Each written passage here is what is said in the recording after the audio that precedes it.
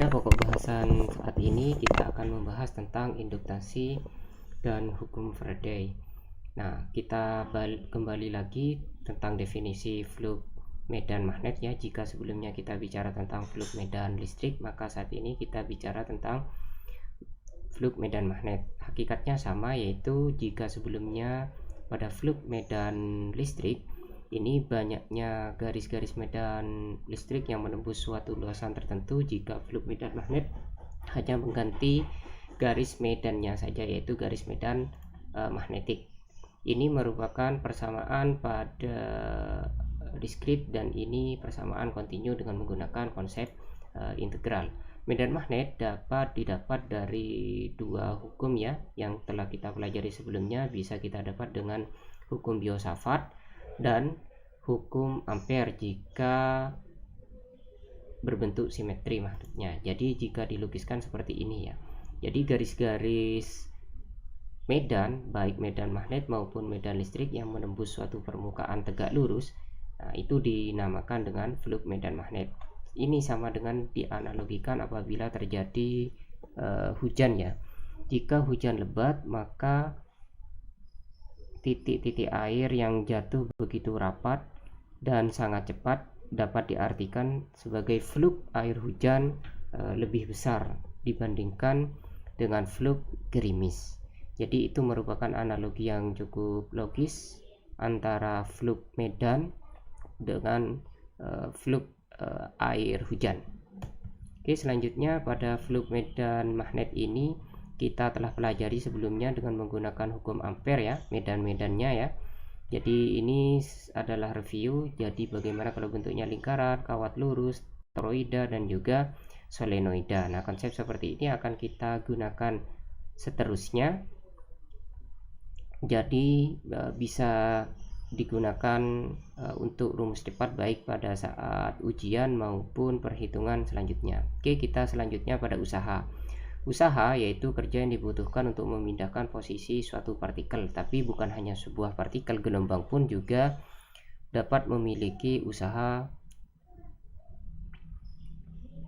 Usaha itu satuannya adalah joule, sehingga sama dengan perubahan energi potensial dan juga perubahan energi kinetik dan juga kerja ya. Jadi medan listrik, jika pada usaha medan listrik sama dengan seperti ini, dirumuskan rumus umum usaha yaitu gaya dikali dengan perubahan jarak, menghasilkan seperti ini ya, Q integral E dot dl. Maka pada medan magnet usaha tersebut sama dengan setengah integral B kuat medan magnet dikali medan magnet integral pada sebuah volume.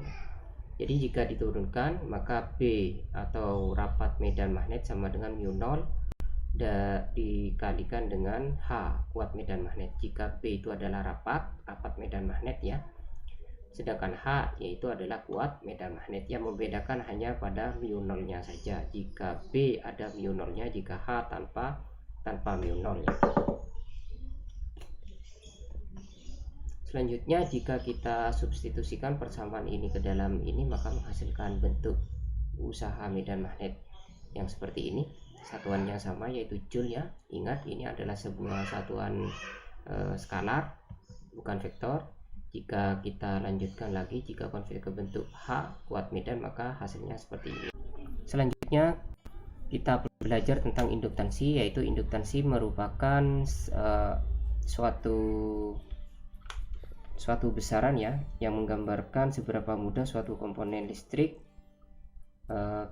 menghasilkan GGL. GGL ini merupakan beda potensial dengan satuan voltase ya, yang diakibatkan oleh perubahan arus maupun perubahan medan magnet yang melewati rangkaian itu sendiri maupun rangkaian lain. Jadi apabila sebuah rangkaian itu diberikan perubahan arus maupun perubahan medan magnet, maka rangkaian akan menghasilkan GGL atau beda potensial.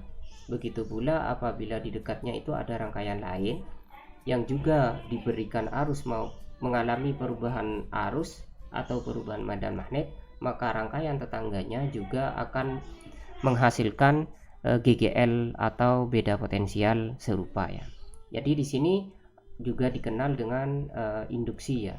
Kalau induksi yaitu imbasan medan magnet yang kita pelajari kemarin. Jadi apabila ada medan magnet mengenai suatu benda lain, maka dikenal dengan istilah imbasan. Perubahan arus baik AC maupun DC juga dapat menghasilkan perubahan medan magnet. Perubahan arus dan perubahan medan magnet ini menghasilkan GGL. Nah, seberapa besar hasil GGL-nya itu merupakan induktansi. Di sini jika dirumuskan, induktansi merupakan adalah N ini adalah jumlah lilitan dikali dengan flux medan magnet dibagi dengan arus listriknya. Jadi sebanding dengan flux medan magnet ini juga sebanding dengan arus, jadi bagi dengan arus itu sendiri ya.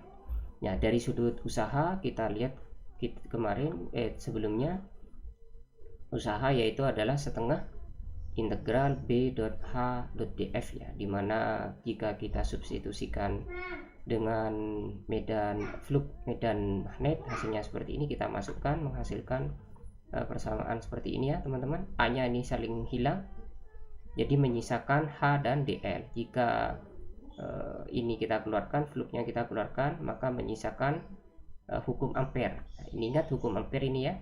Jadi integral H.dl sama dengan I. Jadi ini akan kita substitusikan I yang ada di sini dengan di sini menghasilkan seperti ini ya teman-teman. Jadi W atau usaha sama dengan flux dikali dengan arus dibagi 2. Jika kita pindah, maka fluxnya sama dengan 2W dibagi I. Hasilnya seperti ini. Jika lilitannya 1, maka induktansi sama dengan usaha dibagi dengan I kuadrat. Jika kita substitusikan persamaan di atas ini ya, dengan ini hasilnya seperti ini. Oke. Nah, kita di sini selanjutnya kita pelajari tentang induktansi bersama ya. Ya, jika tadi itu induksi oleh rangkaian sendiri, jika ini kita bicara tentang induktansi bersama. Apa itu dimaksud induktansi bersama? Jika semisal saya contoh yang paling umum untuk penerapan induktansi bersama atau antar rangkaian adalah transformator. Trafo digunakan untuk menaikkan atau menurunkan tegangan maupun arus ya. Tentunya kalian anak teknik listrik sangat paham ya.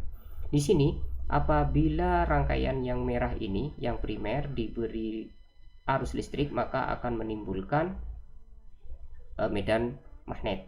Medan magnet ini akan melewati inti besi dan akan menginduksi rangkaian berwarna biru.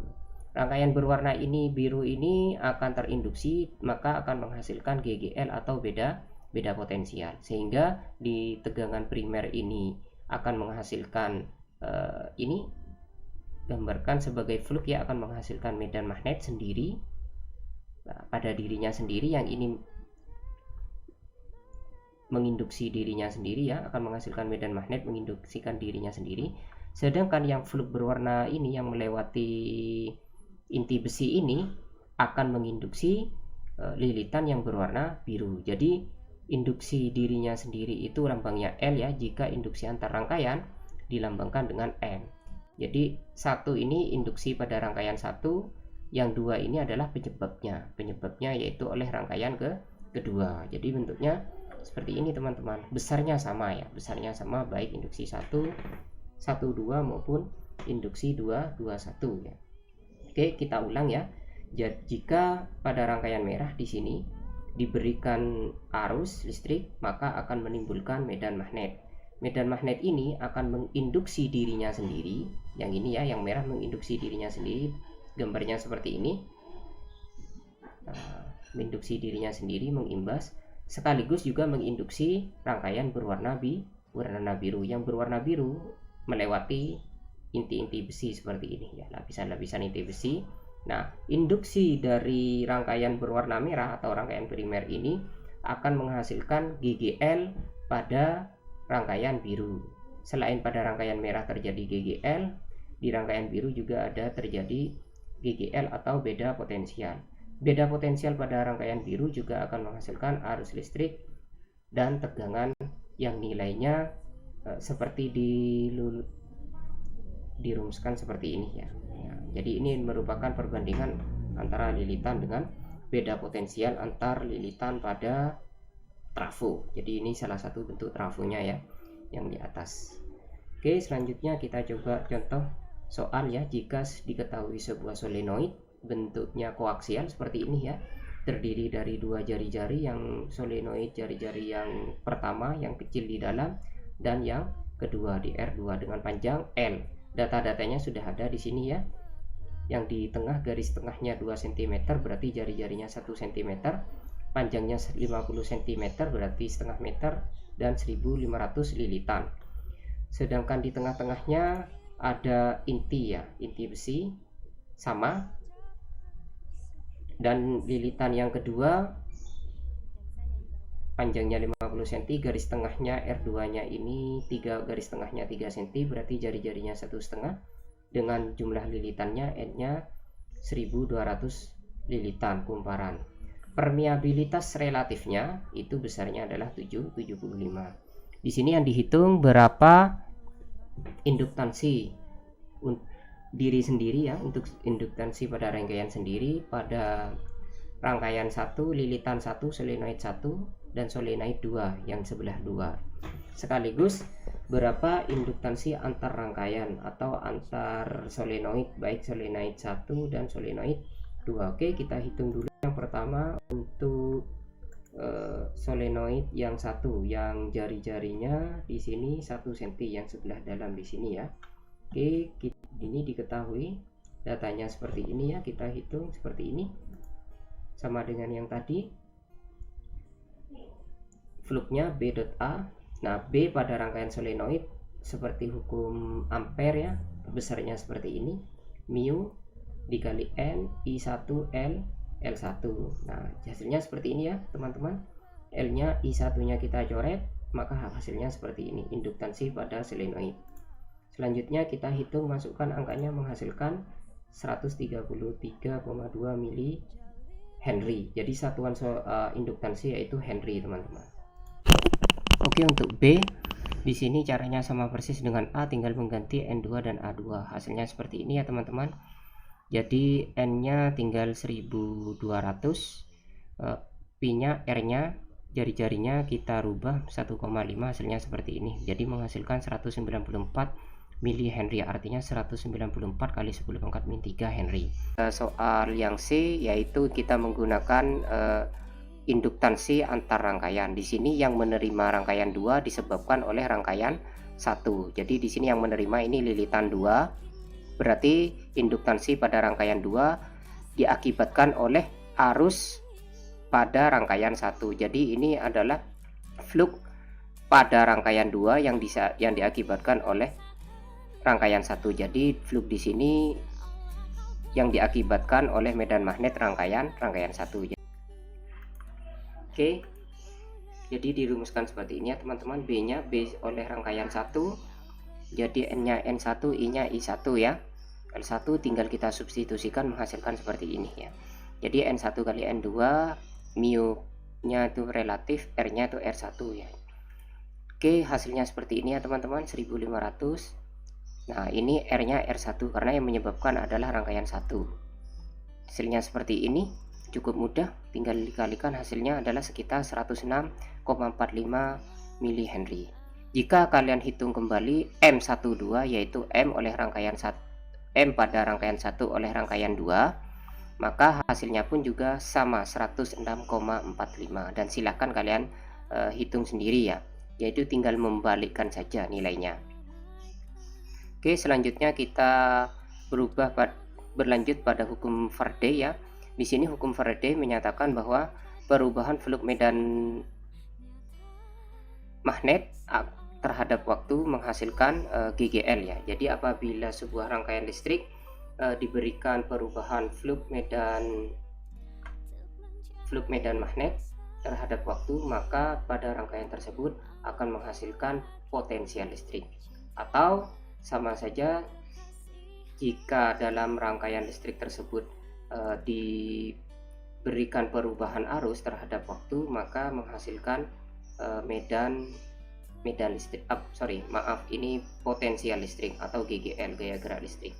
Begitu pula integral tertutup dari sebuah medan listrik pada sebuah loop juga menghasilkan medan listrik. Kita ingat ya, ini medan magnet. Jika kita masukkan rumus ini ya, flux medan magnet ke dalam sini, maka masuk, jika dimasukkan B-nya saya keluarkan. Ini ada luas permukaan adalah panjang kali panjangnya, seperti ini ya. Berarti L-nya saya keluarkan, menyisakan satu panjang diturunkan terhadap waktu. Oke, satuan panjang diturunkan terhadap waktu akan menghasilkan kecepatan. Nah, N, B, V. Jadi apabila dalam sebuah medan magnet terdapat sebuah rangkaian bergerak, maka jika semakin cepat gerakannya, maka akan menghasilkan beda potensial semakin besar.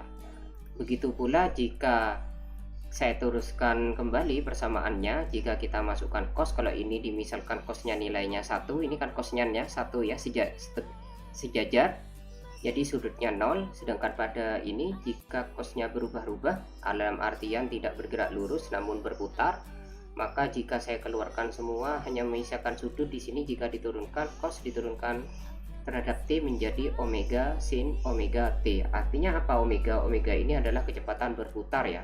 Jadi apabila sebuah rangkaian seperti ini, seperti motor ya teman-teman, rangkaiannya diam, cuman ini bergerak memutar, ini gerakan memutar ya, omega ya. Jika putarannya makin cepat, maka akan menghasilkan beda potensial semakin besar ya, beda potensialnya makin besar. Inilah konsep yang digunakan pada motor dan generator, yaitu untuk menghasilkan gerak atau dibalik gerakan menghasilkan listriknya. Jadi semakin cepat putaran terhadap ini, medan magnetnya kan tetap ya dari kutub utara ke kutub selatan, namun yang menerima yaitu koil yang ada rangkaian di sini ini berputar, ini omega ya. Omega, jika omeganya ini terus bertambah, maka hasilnya beda potensial atau arus listrik di sini, maka akan menghasilkan arus listrik yang lebih besar. Potensialnya naik, maka arus listriknya juga akan semakin naik ya.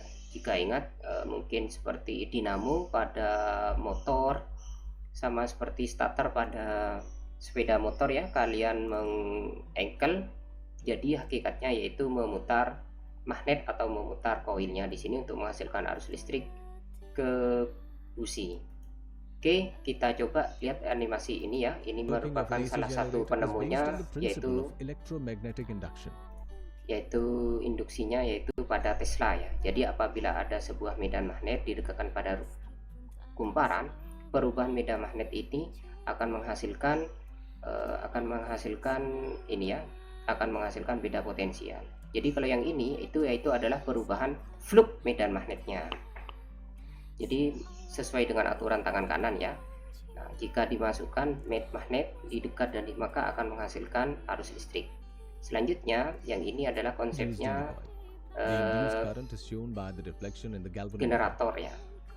Jadi di sini apabila rangkaiannya diputar, maka akan menghasilkan omega tadi ya. Jika omeganya berputar, maka di sini flux maksimum apabila sejajar antara rangkaian dengan medannya. Apabila berputar, maka akan terjadi perubahan flux sekaligus omega. Perubahan flux medan magnet yang diterima oleh rangkaian koil ini dan juga omega, maka diakibatkan oleh putaran dengan kecepatan omega, maka akan menghasilkan beda potensial. Beda potensial itu maka akan menghasilkan arus listrik yang terukur pada galvanometer yang ada di sini ya. Di sini beda potensialnya naik turun menunjukkan bahwa generator ini yaitu generator AC ya, yang ditemukan oleh Nikola Tesla. Oke, jika kalian ingin lebih paham bisa kalian pelajari bab tentang generator ya. Ini menggunakan aturan tangan kanan ya. Sini medannya. Nah, jadi hasilnya seperti ini teman-teman, hasilnya AC ya, naik turun. Pada saat teman-teman? Pada saat sejajar maka grafiknya itu naik, pada saat tegak lurus maka grafiknya akan turun. Jadi seperti ini ya teman-teman. grafiknya naik turun ya pada saat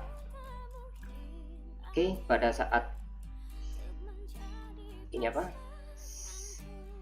sejajar ya. Oke, seperti ini grafiknya teman-teman. Oke, kita ulang ya.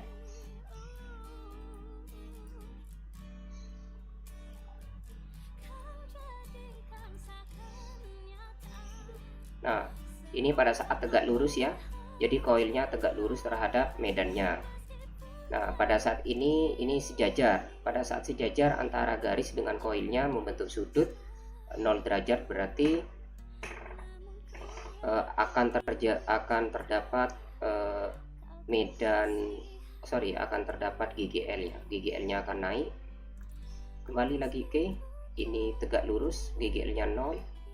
Sejajar, maka GGL-nya maksimum. Terus naik turun. Nah, seperti inilah prinsip daripada generator AC ya, teman-teman. Oke, selanjutnya. Nah, oke, kita coba ini bentuk hukum Faraday dengan bentuk lain ya. Jadi hukum ini ingat ya,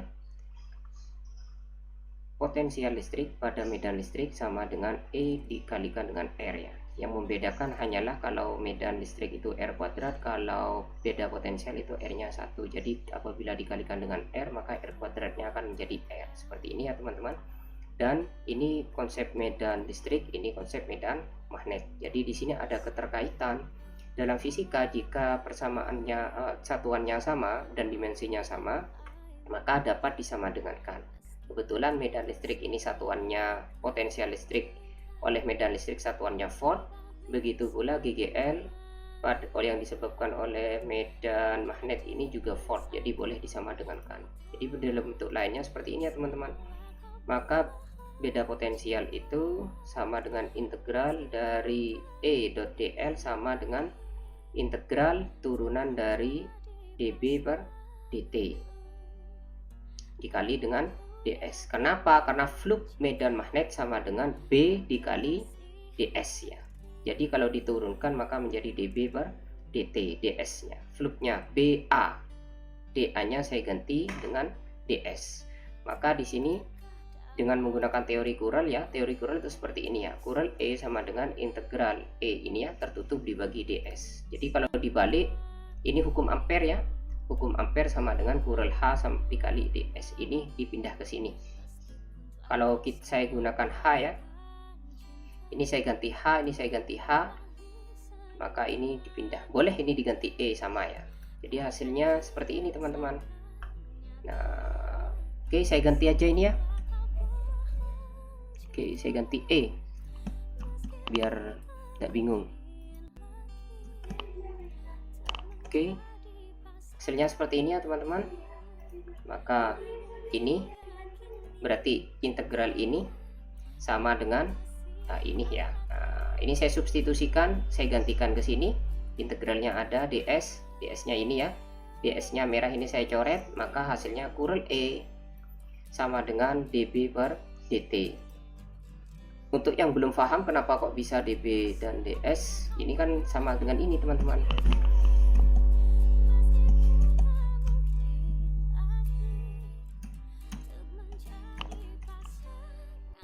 P sama dengan B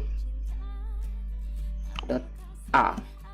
Nah, sama seperti ini ya, dimasukkan di sini berarti dua-duanya diintegralkan ya. Berarti dB per dt, A nya ini karena diganti dengan ds untuk medan kontinu. Kalau diskrit langsung A saja. Dari hasil ini berarti menunjukkan perubahan medan magnet menghasilkan medan listrik. Jadi setiap perubahan medan magnet akan menghasilkan medan listrik.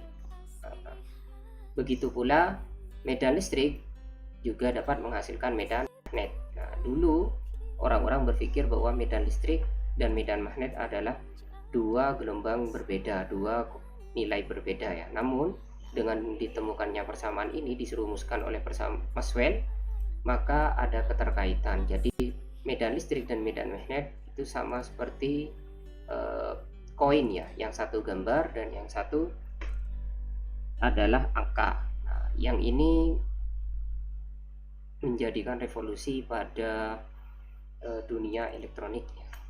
Oke, selanjutnya kita coba latihan soal ya.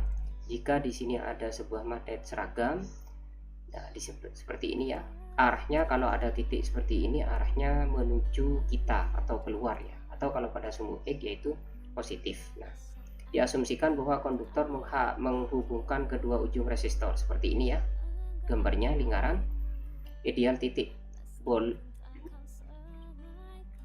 asumsikan bahwa konduktor yang menghubungkan kedua ujung resistor adalah ideal titik. Boleh pula diasumsikan bahwa medan magnet yang dihasilkan dalam kurung waktu IT dapat diabaikan. Nah, di sini ditentukan berapa FAB beda potensialnya dan juga I terhadap T. Cukup mudah ya dengan menggunakan hukum hukum Faraday. B-nya sudah tahu, R-nya sudah tahu, bisa kita cari fluxnya ya. Oke, caranya seperti ini teman-teman. Nah, seperti ini ya. Kita cari V ini sama dengan beda potensial atau GGL karena satu lilitan, maka N-nya 1 di sini. Kita cari flux medan magnetnya dulu, B.A. B-nya sudah tahu, B-nya itu ini ya. A-nya PR kuadrat. Nah, PR kuadrat 0,2 hasilnya, PR-nya R-nya 0,15 meter ya. Ini kita kalikan hasilnya seperti ini. Lalu setelah itu diturunkan terhadap T, cos diturunkan terhadap T hasilnya sin ya, min sin, karena ini minus dengan minus hasilnya positif. Ingat cos 120 pi dan T, 120 nya keluar. Nah, ini ya, ini dari ini hasilnya 120 pi dikali ini, hasilnya seperti ini ya. Berarti ini merupakan persamaannya terhadap waktu. Sedangkan yang B I sama dengan V dibagi R. Ingat hukum Ohm ya. Jadi arus sama dengan beda potensial dibagi dengan hambatan. Tinggal dibagi saja, hasil ini dimasukkan ke sini dibagi dengan hambatannya. Hambatannya yaitu 250. Ini dibagi 250 hasilnya seperti ini ya. Nah, ini jawaban untuk yang A, ini jawaban untuk yang B. Ini adalah beda potensial terhadap fungsi waktu, ini T ya. Sedangkan ini adalah arus terhadap fungsi waktu. Arus puncaknya berapa? Arus puncaknya adalah 0,00216 pi kuadrat. Sedangkan di sini V puncaknya atau V maksimumnya yaitu 0,54 kali pi kuadrat. Oke, kita bergerak ke soal nomor 2. Di sini ada sebuah batang ya, bentuknya seperti ini, diberi medan magnet ke atas. Nah, persamaannya diberikan persamaan X ini ya, gerakannya ya terhadap waktu yaitu T kuadrat plus 0,1 T. Dan jarak antara kedua rel 20 cm. Jaraknya antara kedua rel di sini 20 cm. Bila B-nya, nah B yang ini adalah 0,8 X kuadrat AZ ya, arahnya kan ke atas AZ ya, berarti ya. Tentukan nilai yang terbaca pada voltmeter. Ini voltmeternya pada T 0,41 sekon dan juga pada B 0,12 meter. Berapa GGL-nya? Oke, kita hitung dulu DS-nya, luasannya ya. DS sama dengan DX dikali DY ya. Kita menggunakan flux di sini B kali DS. DS-nya kita ganti DX DY. Kita integralkan E kuadrat. E kuadrat diintegralkan menjadi X pangkat 3 ya. Nah, X pangkat 3 seperti ini ya. Lalu DY-nya. Nah, X-nya pangkat 3, lalu DY-nya berarti Y dimasukkan. Maaf, ini ada yang salah ini ya. Y ya. Oke, berarti di sini Y. Sorry.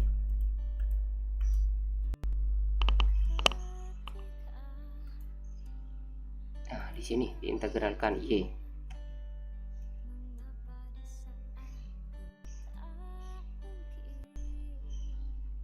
Oke.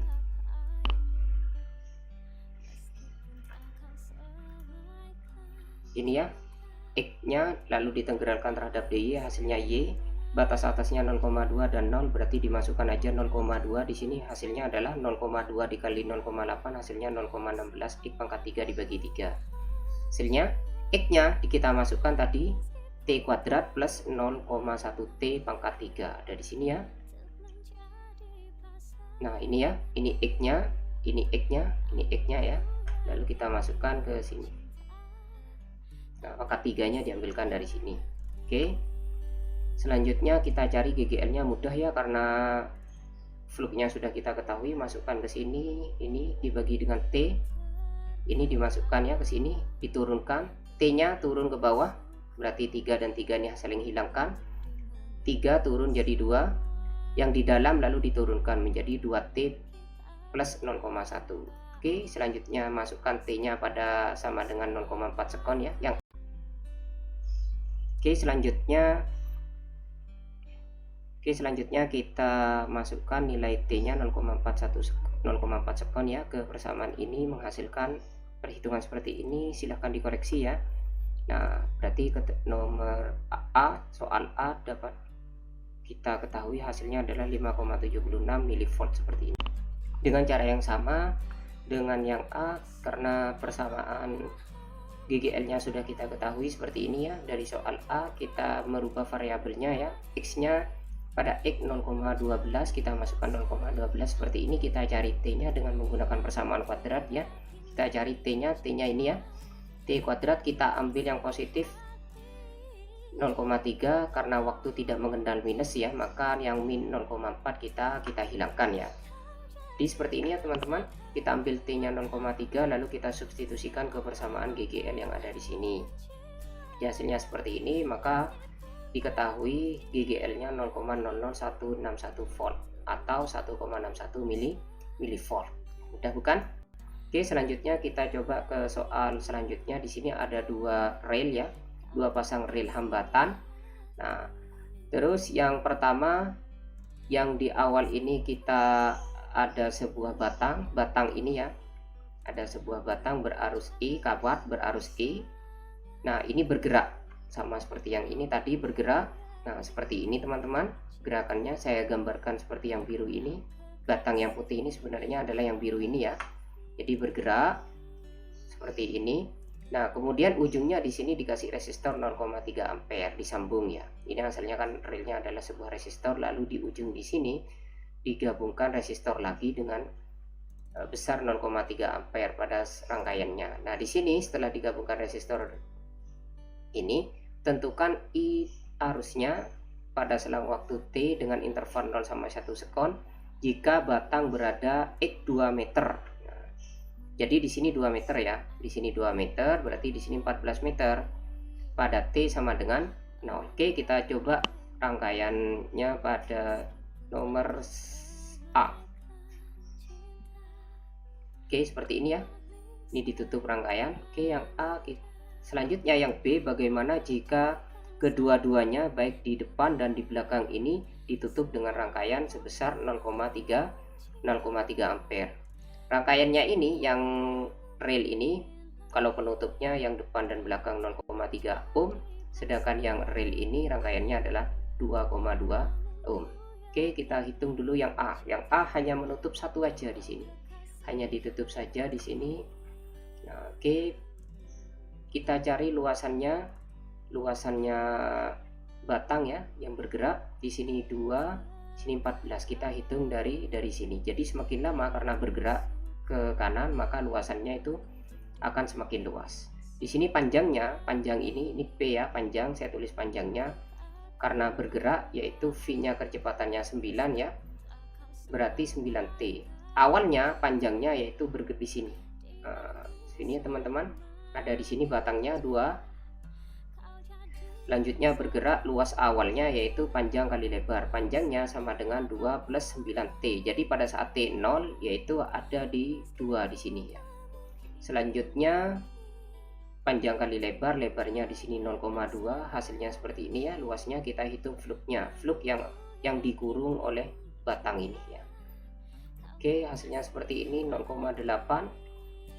B-nya 0,8 Tesla. Ini luasnya menghasilkan persamaan seperti ini teman-teman. Selanjutnya kita cari GGL-nya. Dari persamaan fluk medan magnet ini kita turunkan menghasilkan, kan yang T ini hanya 1 yaitu 9, berarti yang 0,16 dan 2 ini 0. Hasilnya 0,16 ini diturunkan, hasilnya seperti ini ya. 0,16 kali 9 min 1,44 volt. Selanjutnya R-nya akan berubah terhadap fungsi waktu. Nah, di sini ada R relnya, semakin di sini semakin besar karena ini nyentuh ya. otomatis semakin ke sini hambatannya makin besar karena ada hambatannya ini makin panjang dihitung dari sini. Nah, oke, selanjutnya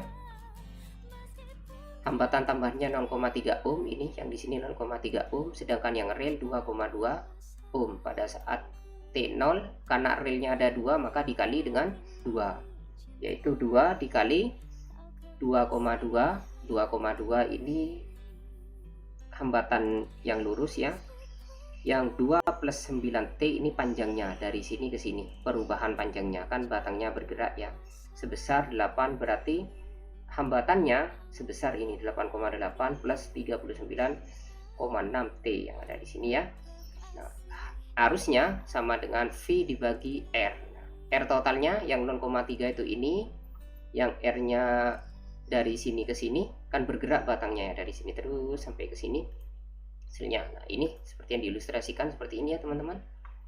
Nah, pada saat di sini batangnya, maka ini titik 0, T-nya sama dengan 0, berarti hambatannya sama dengan 0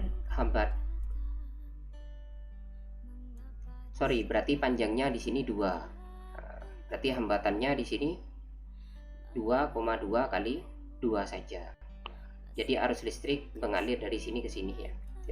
Pada saat dia itu bergerak seperti ini, maka hambatannya bertambah, panjangnya pun juga bertambah. Karena apa? Karena arus listriknya mengalir dari sini ke sini sampai di sini sesuai dengan fungsi waktu. Nah, arusnya jadi beda potensial dibagi dengan R tambahan dan R rail. R tambahnya tuh ini ya, R railnya ini yang bergerak ya. Semakin bertambahnya waktu, R-nya semakin panjang. Panjangnya tuh ini ya, panjangnya sebesar V kali T. V kecepatan 9T. Nah, ditambah 2 karena apa? Di titik 0 panjangnya di sini 2 seperti itu. Jadi kalau seumpama ditambah T-nya sama dengan 1, berarti panjangnya pada detik 1 2 plus 9 yaitu 11. Jadi semua ini ya, luasannya A-nya bagaimana? Luasannya itu ini, luas ini yang pertama ya, luas ini yang dikurung ini ya. Ini adalah kawat yang menyentuh, jadi arus listriknya mengalir di sini ya, ke sini. Oke. Berarti seperti ini teman-teman. Oke, selanjutnya kita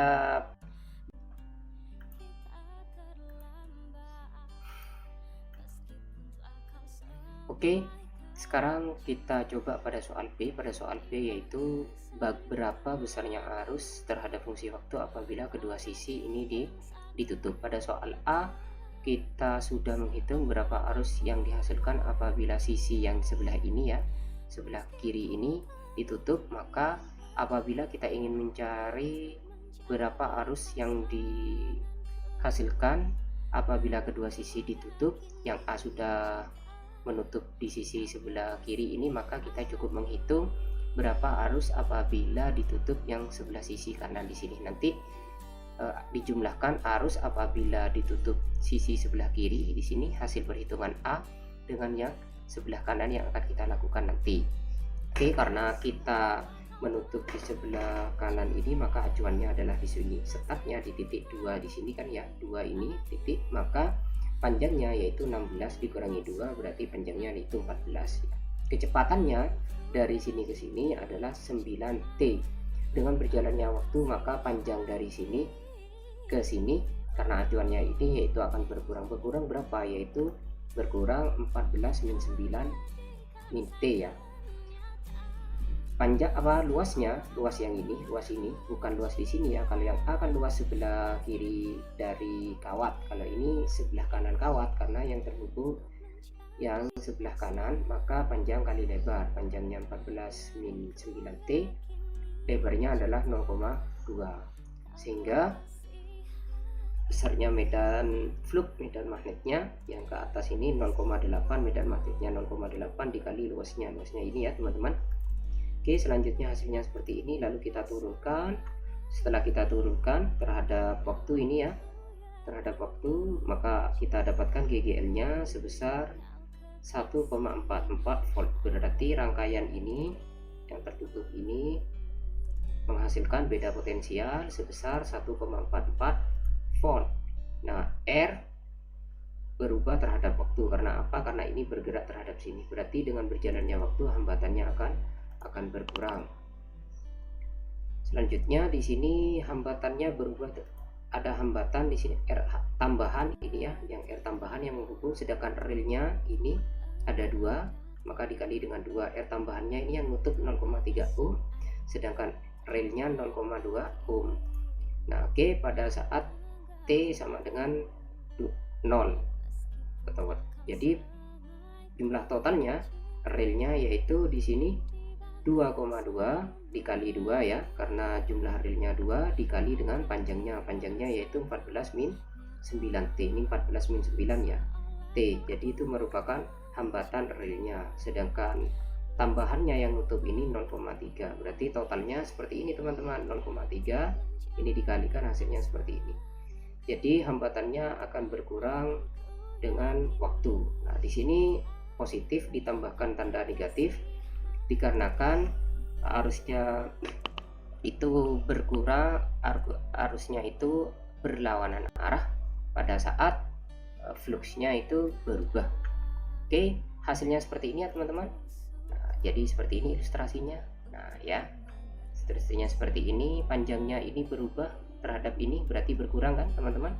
Nah seperti ini ya, berkurangnya dengan fungsi ini, panjangnya 14 min 9 T. Luasannya juga berubah, makin lama luasannya akan makin berkurang. Hasilnya perubahan waktunya itu seperti ini ya teman-teman. Nanti seperti ini, tanda minus ini hanya menunjukkan arah, bukan besar ya teman-teman ya, hanya arahnya berlawanan saja.